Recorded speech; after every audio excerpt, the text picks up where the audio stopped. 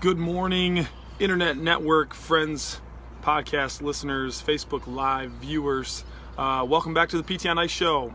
Thanks for joining us again, the only daily PT show, Monday through Friday, passing the mic with the Institute of Clinical Excellence team. It's been a few weeks since I've been on, so it's always good to steal the mic and to rap a little bit about the things that we like to do, which for us on Fitness Athlete Friday is all things in the gym, about the gym, around the gym, and etc. for CrossFit and fitness athletes. So I'm Mitch, here with the obviously the online and live team, so you're familiar with what we do. Got a few courses, guys, if you are interested in the clinical management of the fitness athlete. Next weekend, or excuse me, 2 weekends from now, so it'll be the last weekend of June, Zach's going to be teaching a course out in Anaheim, California. So West Coasters, if you wanted to catch the live edition of the seminar, breaking down all things barbell movements, analysis, etc., accessory movements, he's out in Anaheim, California on the last weekend of June. So a couple online cohorts as well, a couple seats left that you can snag in. Those are going to be firing up next week and the week after for our level 2 and then our level 1. So be sure to hit up the website if you're interested. But today I titled this one Top 5, and Top 5 is always, exciting stuff. Like, ooh, what are the top 5? What would be my top 5? So you guys can maybe, this will be fun, maybe put together your top 5 list, specific to the weak and painful shoulder, where we see this a bunch. Get a little irritable cuff tendinopathy or things of that nature with doing a little too much volume, etc. So we see this as one of the regular impairments, I guess, in the CrossFit and fitness athlete. So something you should be pretty familiar with and have a very good subjective and objective process for really analyzing what's going on with that athlete's weak and painful shoulder, right? Top 5 for this, obviously this can go a lot of ways, and what I'm going to try to do is, what are the top 5s that I'm utilizing the most? And that's not to say that this is perfect by any means, but this is trial and error and using a lot of different exercises and seeing a lot of different folks in this environment, and what are the things that seem to be having the best bang for the buck. So that's the top 5 that I'm going to go with. Alan's always mad because I swear there's a bird that lives, like, we're on the 3rd floor, so I swear there's a bird that lives right above us, so I apologize for the chirpiness. Hopefully you guys can bear with it. Okay, here we go. Top 5. Number 1, weak and painful shoulder, especially if it's acutely and irritable. Isometrics. The literature from Cook and colleagues, looking at tendinopathies, looking at acute painful stuff, in the use of isometrics as an inhibitory effect on the acute painful process, is super powerful literature. I recommend you pulling that up and diving into it, but I also recommend that you utilize that early and often, right? Maybe kick off your treatment sessions with that, because if we know by the literature that says that immediate follow-up pain reduction from an NPRS of 6 or 7 all the way down to 0 and 1, and then that holds for 45 minutes post intervention, right? We can get a lot of work done after using some isometrics. It's usually where I'm starting individuals. So if we're talking about that cuff tendon, infraspinatus, teres minor, maybe supraspinatus of that nature, we're trying to load that thing in a couple different patterns. It could be prone, it could be prone flexion, it could be prone external rotation. It could be standing external rotation, arm to the side. That's probably one that I utilize the most. But don't forget about straight plane flexion and abduction as well. A lot of those patterns where we can get individuals loading that cuff in a pattern that's just kind of poking into their pain a little bit, but not too painful, right? Keeping it below a 5 out of 10.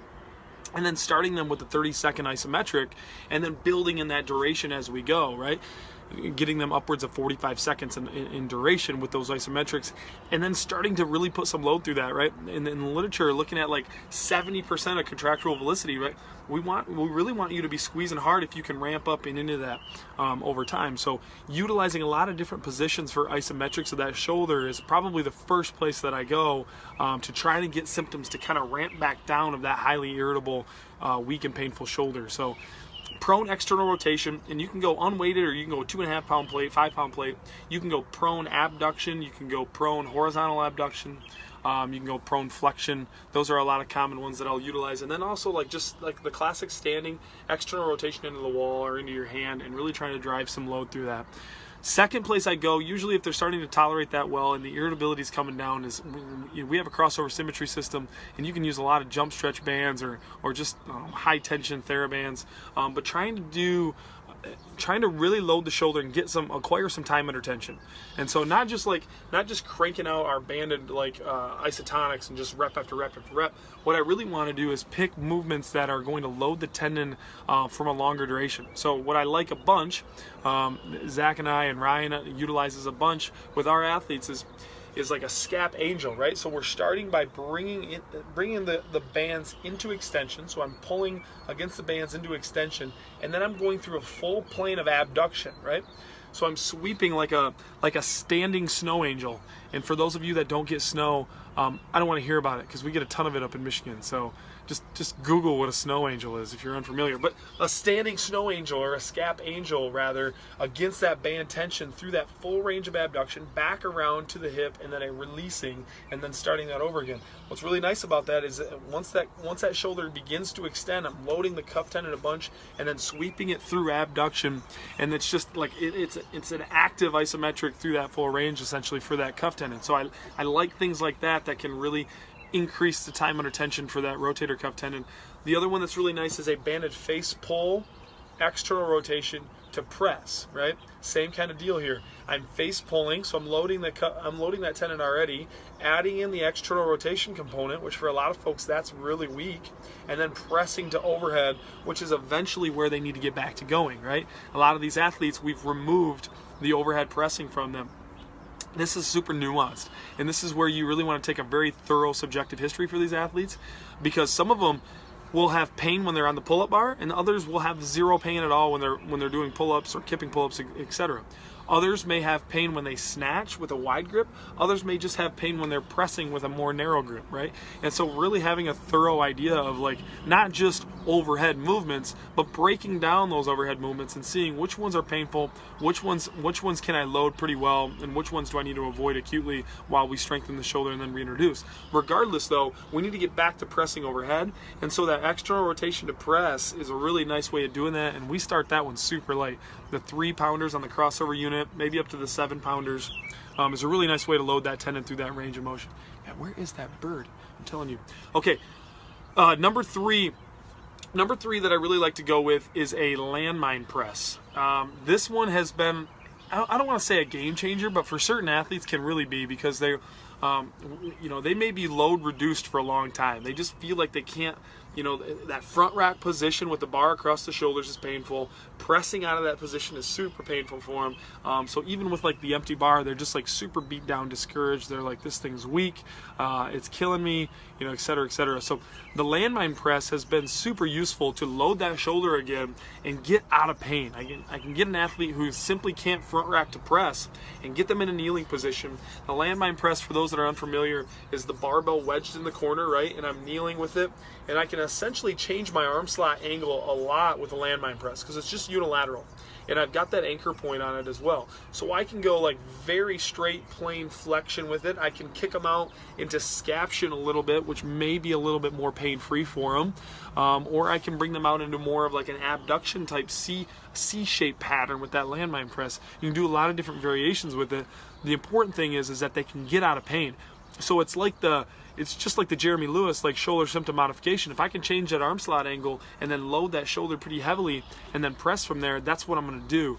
And so some athletes are like, man, this feels great, because like in verbatim, like from one of my athletes, is like, this is the first time I felt like I can put load through that shoulder, and that's good. That's what we want them to think. We want them to know that neurologically that, hey, things are still working in there. We've just got to get it in a pattern that's not super painful, allow things to desensitize, allow us to still load and strengthen the shoulder, and then reintroduce the movements that we want to do. The landmine press has been instrumental in being able to do that. A lot of different variations. You can go standing landmine.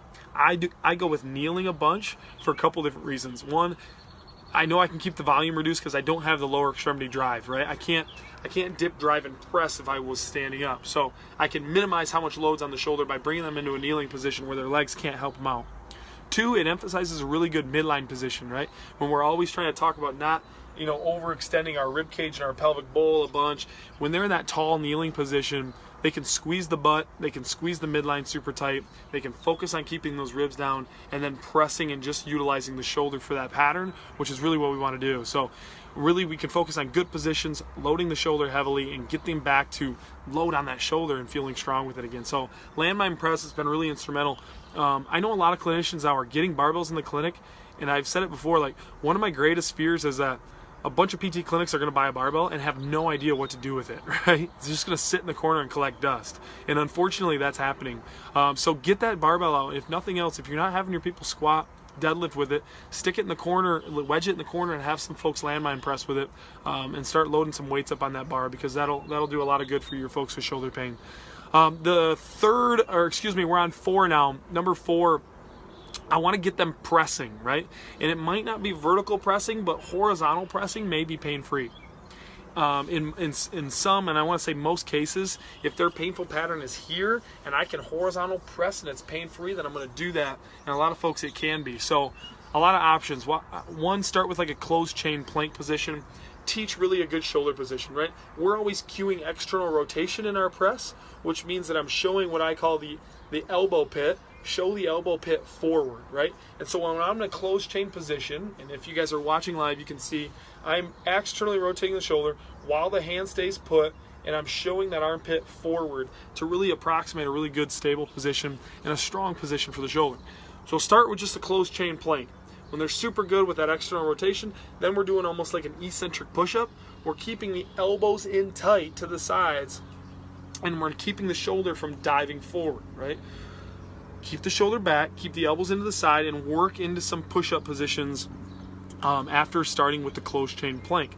If the push-up feels super good, then we can translate them to a dumbbell press, either on a floor press if you want to minimize how much range of motion the shoulder has. If you just lay someone on the floor, it works like a really nice board press, essentially, the floor press does, because they can't take the arm past their midline and expose that shoulder to possibly translating forward. So the floor press is a really nice option for that, but eventually getting them up to a dumbbell bench press or a flat barbell press. If I'm going to go with a dumbbell press instead of the barbell, but get them pressing with that arm. The same reason we want them landmine pressing with that arm, I gotta load the shoulder, and I gotta load it in painless patterns, and so that becomes one that we want to introduce quite regularly. And then that, if you can make that movement pain-free, that reintroduces a lot of movements for the athlete when they're still trying to stay fit through injury, right? When they're still trying to train through some mechanical shoulder flare-up that they have. So that reintroduces the push-up, that reintroduces the burpee, unfortunately, how bad the burpee is. One of my clients at the gym right now can burpee, but slows it down, keeps the elbows in tight, and works on that good mechanical push pattern, and it has no pain whatsoever when doing that. So want to reintroduce that movement with horizontal pressing. Last but not least, the 5th movement, and we're coming to the end of our time, so this is perfect. The 5th movement is horizontal pulling. Most cases, if obviously that's not the mode of injury, you can go real heavy on the shoulder with a horizontal pull. Again, keeping with the theme of loading that shoulder in as many planes as possible and strengthening it while we're doing our banded work, while we're reintroducing flexion, while we're working on all those things. I want positions that I can really load the shoulder heavily, and a horizontal pull is one that we can do that. What do I mean by horizontal pull? Well, you can start with something like TRX rows or like ring rows in the CrossFit gym, right? We're doing that horizontal pulling. It's going to work on a lot of shoulder, scapular, parascapular, glenohumeral stability work, where we can really focus on squeezing them shoulder blades back together and then loading the shoulder that way. Where I really like to go with folks is a bent over row. A bent over dumbbell row is that sometimes called like chainsaws, right? That single arm dumbbell where we're bringing the torso down parallel with the floor, and I'm pulling to the bottom of my rib cage. Sometimes we'll cue pull to the belly button, but what we don't want to do is have that athlete like hiking the shoulder and almost pulling the elbow straight up. I don't want that. I want the elbow to come a little bit more in line with the midline. So I'm cueing them to pull the dumbbell to the bottom of the rib cage so that shoulder stays here and doesn't come up and translate this way, right? But if we can load that pretty heavily, that's what we're going to do. And that's another one, just like the Landmine, it's like, man, it feels good to like put some load on this arm and no pain whatsoever with that. So number 5, the horizontal row. Question from Mike here: any specific tempos that you suggest when doing these exercises? That's really good. Obviously for the isometrics, I start with 30-second holds, I advance to 45-second holds. With the banded work, I don't put them on a specific clock, but I just want slow and controlled movement, and I'm really capping them out at fatigue, right? So we're gonna do 2 to 3 sets to fatigue at that point. On the Landmine Press, again, no real tempo, but you can use like a 3-3 tempo, right? Like a 3-second press and a 3-second lowering. It's a really nice way to kind of control their speed if they're getting a little too fast with it. A lot of athletes that I've seen will naturally put themselves in a tempo. They want to move slow because they're feeling it out and they're changing positions. And so if they're naturally moving at a decent tempo, then I'm not going to put them on a clock. But a 3-3 tempo might be a nice one. You know, the horizontal row, you could slow down the lowering phase. So have them pull fast in the row, and then take a 3-second lowering with that. If you wanted to put a tempo on that would be where I would suggest. Good question, Mike. Thank you. So just to recap, guys, top 5 that I'm utilizing right now, and I reserve the right to change my mind down the road. Isometrics, we're starting those early and often. I'm getting them to the band work where we can go with constant tension or high time under tension band movements. ASCAP Angels, banded face pull to press. Number 3, I'm going with the Landmine. That's been super helpful in the kneeling position. Number 4, teach them how to horizontal press. That may be a plank, a push-up, or a dumbbell press. And then number 5, get them rowing in a horizontal row or a horizontal pull pattern, a bent over single arm dumbbell row. That could be a double arm like barbell row in a horizontal position, or as something like a TRX or a ring row. Those are the 5 that I like to utilize right away and get folks started with that shoulder. And then again, obviously monitoring their symptoms, advancing them, reintroducing their painful movements, and eventually progressing them back to full speed. So hopefully that's helpful. Try some of those in the clinic today. And then also remember, post your top 5. What do you guys like to utilize? It'll be a good little thread below this. So if you caught the live video and you're on, or if you watch the playback later, post your top 5. It'll be a good conversation to have, and it might help some other folks out. So post your top 5 movements that you like to utilize for the weak and painful shoulder. Again, don't forget to catch out our course offerings. CMFA Live is going to be out in Anaheim, California in 2 weeks. I know Justin Dunaway is going to be doing a total spine thrust course. I forget where it's at, but it's next weekend. It's next weekend. I want to say Iowa, but that might be wrong. Check him out if you're interested. That spine thrust course, I'm going to take it a second time and then probably a third time again. So a lot of course offerings through all summer long and then through the rest of the year. So be sure to check us out. That's it for Mitch, for the Fitness Athlete team on Fitness Athlete Friday. You guys have an outstanding one. It's a beautiful weekend here in Michigan, so I'm going to be sure to enjoy it myself. Hopefully you guys do the same.